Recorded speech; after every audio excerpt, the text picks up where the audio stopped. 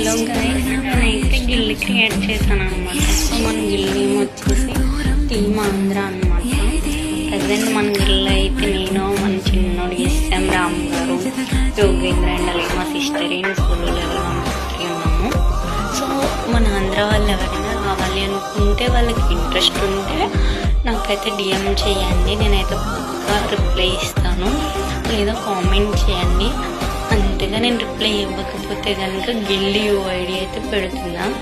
So నా బయోలో ఉంటుంది, Instagram బయోలో చూసి నాకు గిల్లి ఇన్వైట్ పెడితే నేను షూర్ పక్కా యాక్సెప్ట్ చేస్తాను.